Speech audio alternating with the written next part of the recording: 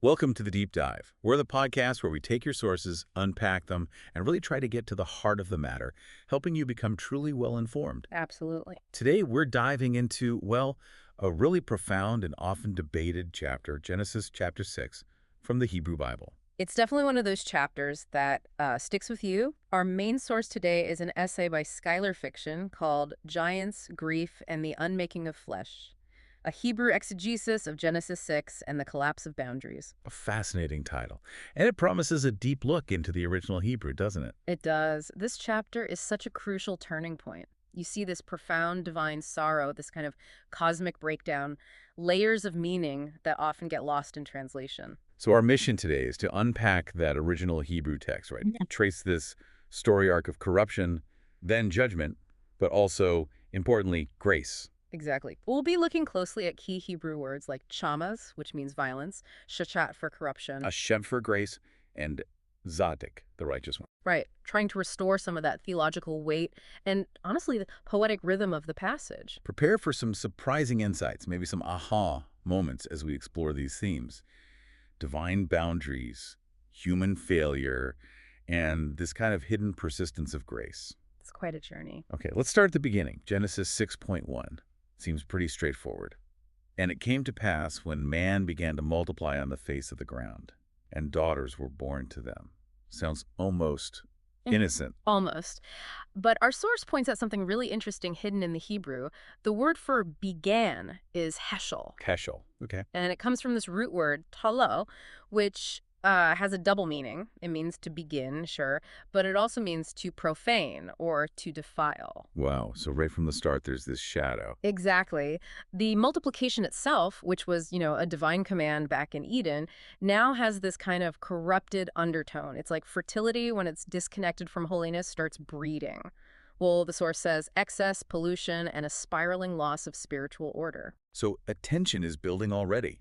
Flesh multiplying, but spirit retreating. Precisely. And that leads right into God's declaration in verse 3. And Yahweh said, My spirit shall not strive with man forever, for he is flesh, and his days shall be 120 years. And that verb translated, shall not strive, yadon, is striking. It's unique, actually. Doesn't appear anywhere else in this exact form. Unique. What does it imply? Well, the source suggests it hints pretty strongly at judgment or contention. God's ruach, his breath, his spirit, the force that animates life, is basically saying, I'm drawing a line. I won't engage or dwell with humanity endlessly anymore. The eternal choosing distance. That's quite a thought. It is, and the reason given is profound. For Hughes Basar, he is flesh. Not just has flesh, but is flesh. Right, and this isn't just biology. Our source calls it an ontological judgment. Basar, or flesh, here signifies this condition of corruption, being temporary, material without restraint. It bleeds, decays, consumes, and forgets. So it's saying the very essence of humanity at this point is flawed. That seems to be the implication. The crisis isn't just moral, it's metaphysical. The line between spirit and flesh, and by extension, heaven and earth, has blurred dangerously. It's not just bad actions, but a fundamental state of being that's become corrupted. That's the idea, a deep, inherent corruption. And then you get that deadline, 120 years. The countdown begins, the flood clock is ticking. Yeah. And there's another phrase linked to this, Bishagam hu basar. For he also is flesh. What about that? Well, Bishagam might be linked to the root shaga, which means to err or go astray. Ah, so you could almost hear it as, For in his erring he is flesh. It ties sin and embodiment together really tightly. What started as creation fulfilling its purpose is now turning into creation unraveling. Okay, so we've seen this subtle internal rot, but then the narrative shifts dramatically in verse 2. It introduces this external cosmic element. Right, Genesis 6.2. And the sons of God saw the daughters of man, that they were good, and they took for themselves wives of all whom they chose. It just drops this in, almost assuming we understand its gravity. The B'nai Elohim, the sons of God, who are they? According to our source. This is a huge point of debate, isn't it? Oh, absolutely. But the source argues pretty strongly that in the Hebrew Bible context, especially thinking about the book of Job, B'nai Elohim most often refers to heavenly beings, divine entities, angels. Not just godly men. The source feels interpreting them as just pious human men really domesticates the horror. These are beings who dwell in the court of heaven, not the dust of the ground. So seeing them as heavenly beings completely changes the dynamic. It's not just humans misbehaving. Exactly. It becomes a fundamental boundary crossing. You have the Benohat Dum, the daughters of man, earthly, mortal flesh, and the sons of Elohim from a completely different order of being. It's a mingling of realms. Outside of any covenant, outside divine permission. Yeah. A cosmic transgression. Precisely. And the language used, Vairu, Kitavat Hana, and they saw that they were good. That echoes Genesis 1, doesn't it? Yeah. But with a twist. A chilling twist. In Genesis 1, God saw that creation was good. Here, it's the sons of Elohim who see. They essentially usurp God's role, becoming gods of their own judgment. Tov, good, is no longer God's pronouncement, but claimed by these watchers. Right. And our source highlights this verb cascade. They saw. They took. They chose. Ah. It mirrors Eve in the garden, right? She saw the tree was good, took the fruit, chose her own will. And the description of the daughters is purely about appearance. Kitavot haina, for they were good, meaning beautiful. Yes, purely aesthetic. And that phrase, they took wives for themselves. The verb lakach, to take. Doesn't sound mutual. Not here, no. Hmm. While lakach can be used for legitimate marriage, the context here, especially with Mikkel Asher Bataru, of all whom they chose, feels much more like acquisition than union. Of all whom they chose, suggests it wasn't just one instance. It's just systemic exploitation, yeah. Their choice is absolute, unchecked. They act like consumers, not companions. And the silence is deafening. Absolutely. The source notes, the daughters do not speak. God does not immediately respond. There is no wedding, no covenant, no blessing. It's power intruding on vulnerability. Divine lust, human objectification. And this becomes the fertile ground for what comes next. The giants, the violence, the flood itself. Let's pause on that phrase, they took for themselves wives. Lakaf. You said it implies acquisition. Yes, the verb itself, lakach, doesn't carry an inherent sense of agreement or mutuality. It's about the action of taking. And paired with Mikkel Asher Basharu, from all whom they chose. The power dynamic becomes crystal clear. That verb to choose, bachar, is often used for God's divine election in the Torah. God chooses Abraham, God chooses Israel. The here. Here, the sons of Elohim are acting like gods themselves, using a divine prerogative but without any divine permission. Their desire rules. And the women, the Nashim, they're just objects in the sentence, never the ones doing the acting. Exactly. They are acted upon. And the source emphasizes that this grammar isn't accidental. The Bible often embeds theology right into its syntax. Passive women, active takers. It's subjugation, not marriage. That's the argument. Unlike Eve, who spoke and named things, these daughters of Adam are only seen, taken, and claimed. Their silence is profound. The source calls that silence the first sign of the flood.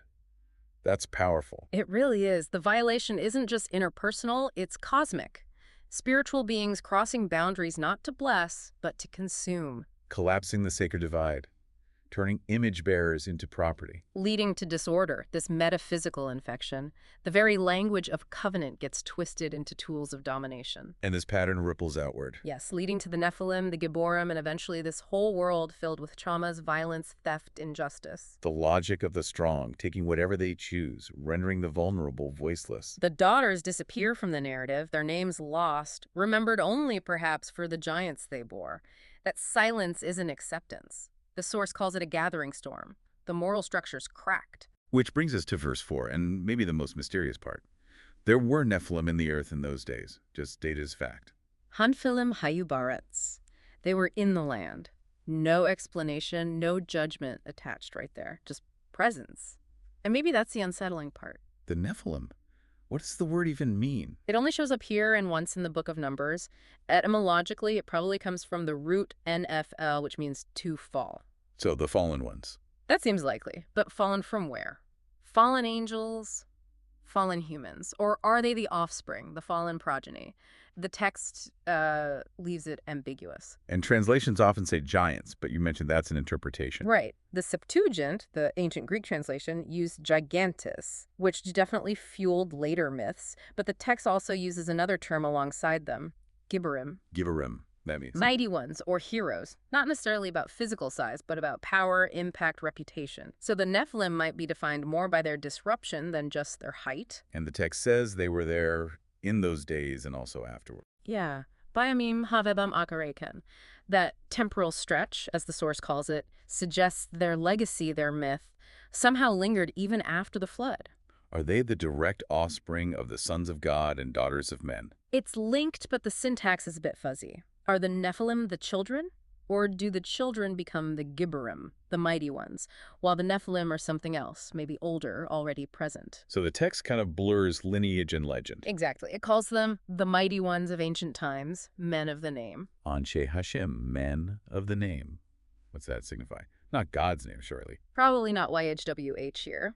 In this context, Shem likely means renown, fame, reputation. They're the first heroes of myth, maybe warriors, rulers, but remembered for force, not faithfulness. The source called them the first celebrities, the first anti-saints.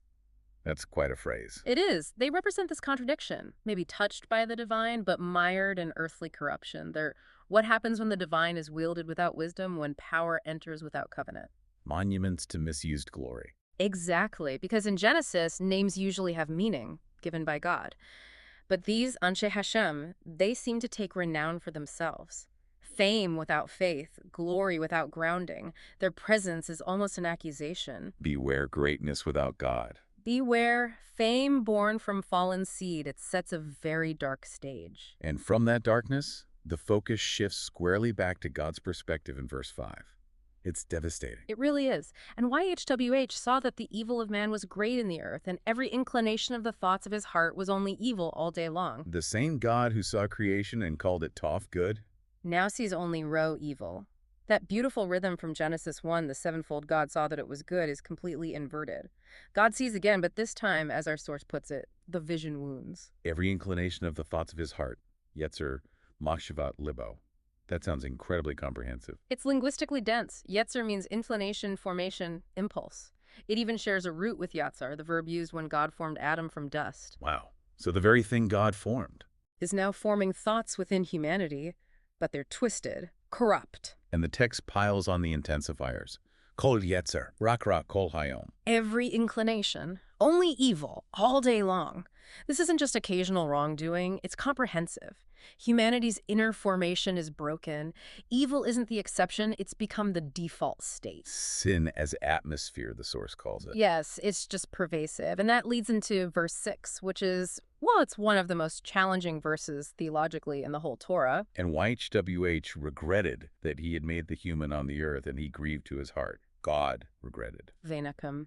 It's a form of nacham, a verb with this huge emotional range: relent, regret, even comfort. It's the word used for repentance, and here it's applied to God. God regrets, God mourns. It's stunning. The source argues this isn't just, making God seem human for our benefit. It's vulnerability as theology. The God of Genesis feels deeply. He's wounded. Notice it doesn't say God is angry yet. It says God is grieved. And that word for grieved, Vaidatsev, you pointed out it's the same root as Eve's pain, that's it, in childbirth, from Genesis 3. An incredible connection. The source says the pain of birthing has now become the pain of creating.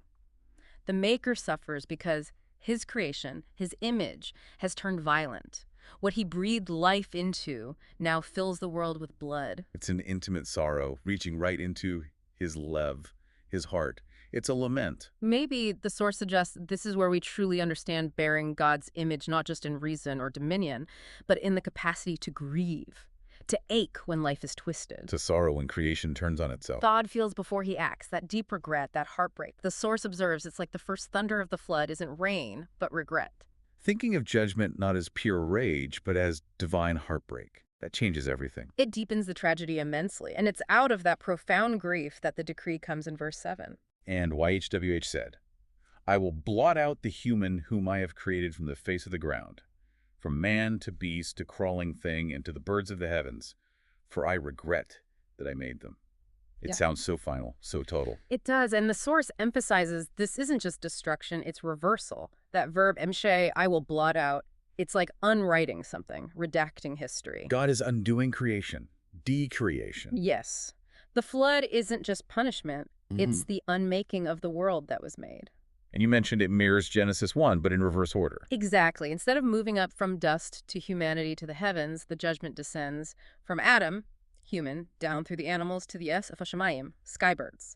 Everything with breath is swept back into silence. From the face of the ground, Nivel Tine Hadama, Devastating. The face of the earth, once reflecting God's goodness, now becomes the canvas for annihilation. And the reason given again, for I regret that I made them. Divine grief hardening into divine intent. The Creator who said, let there be, now says, effectively, let it be undone. A terrifying symmetry. But then verse 8, right after that sweeping decree of undoing. But Noah found grace in the eyes of YHWH. Just one sentence. One sentence that changes everything. Brief, quiet, but as the source says, it cuts against the flood like an ember against wind. Jen Grace. Its first appearance in the Bible. Yes, the very first time. And it's pure gift, unearned, unasked for, uncalculated. Noah doesn't bargain or plead. He is simply seen by God. In the eyes of YHWH, YHWH, that focus on God's sight again. In a world where God's sight only found evil, Noah is the exception. He is grace made visible. Amidst the unraveling cosmos, one person is still known, still held in God's regard. So the flood story isn't just about destruction. It's also about discernment. God isn't acting in blind fury. He sees, he grieves, he judges, but he also preserves a remnant. He finds grace. Which leads into verse 9, launching the next section. These are the generations of Noah. Noah was a righteous man, blameless in his generation. With God, Noah walked. It feels like a fresh start. Ele toledok noch. That phrase, these are the generations of, is the same one used way back in Genesis 2 to introduce the story of the heavens and the earth. So now it introduces Noah, like he carries the hope of a new beginning for both. Exactly. And look how he's described. Tzaddik, righteous, and tamim, blameless, whole, complete. These are powerful words, terms of covenant faithfulness. And that phrase, with God, Noah walked, et halahim hivlak noch. It reminds me of Enoch. It does echo Enoch, who also walked with God, but there's a key difference the source points out. Enoch walked with God and then was no more, presumably taken away from the coming judgment. Well, Noah. Noah walks with God, but he stays. He remains grounded. He walks through the chaos and judgment, not around it or away from it. His righteousness isn't an escape plan, it's obedience amid the storm. A quiet steadfastness.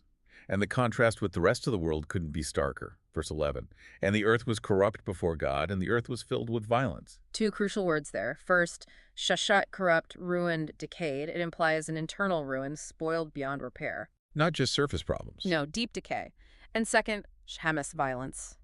But it's more than just fighting. It's lawless oppression, injustice, theft, bloodshed, systemic wrongness. The source called it the culture of Cain writ large. A powerful summary. It's a pervasive systemic breakdown. And God's final word before the ark instructions confirms this.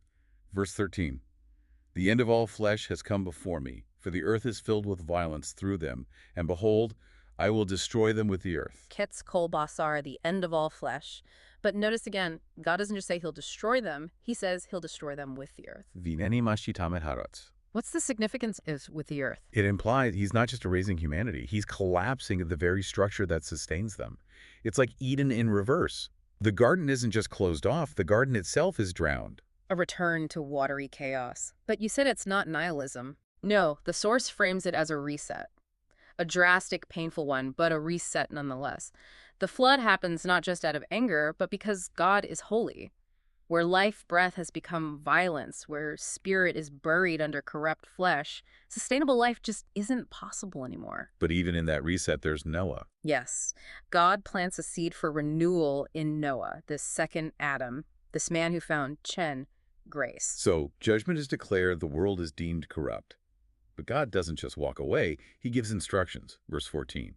Make for yourself an ark of gopher wood. And the ark itself is fascinating. It's not just a lifeboat. The source calls it architecture of grace, a kind of mobile Eden, a tiny world of life suspended over death.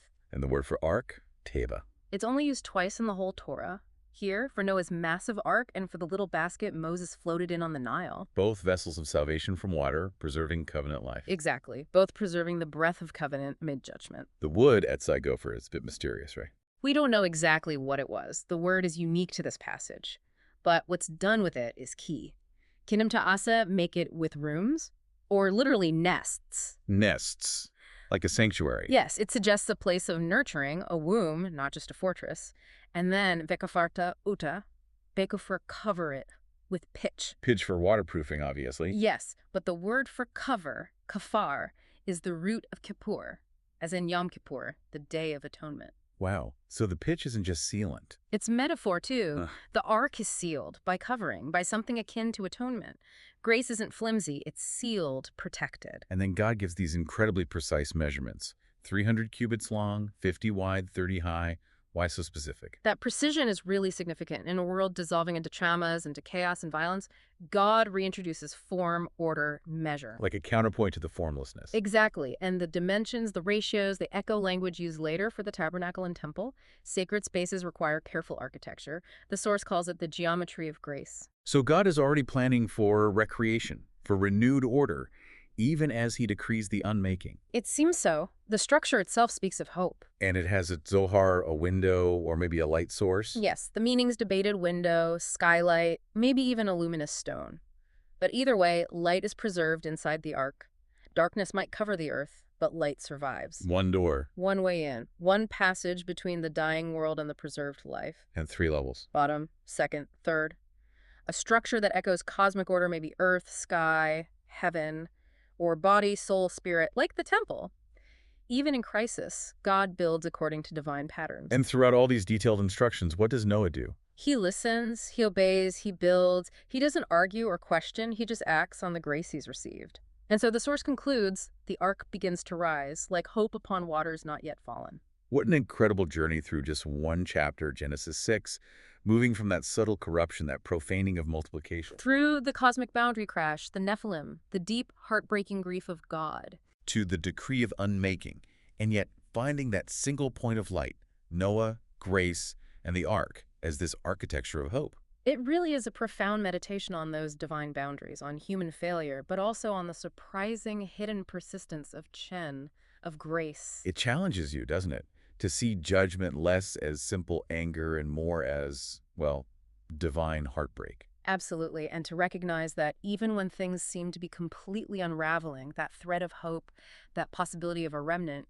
remains. It makes you reflect on how choices, or maybe the lack of them, the silence of the daughters, can impact the very fabric of existence. And how, even in the midst of utter chaos, divine intention can reintroduce order, structure, a path forward. It's not just about destruction, but also discernment and preservation. Indeed. And here's a final thought to leave you with, something our source hints at. Noah doesn't escape the flood by avoiding it. He has to pass through it in the ark. He endures it. He endures it. And maybe that tells us something deeper about grace. Perhaps it's not always about the absence of judgment or hardship, but about the presence of God within it, providing the means to endure and reach the other side. A powerful thought to carry. We hope this deep dive has given you a fresh perspective on Genesis 6 and plenty to think about. We hope so too. Until next time, keep exploring, keep questioning, and keep seeking out those hidden nuggets of insight.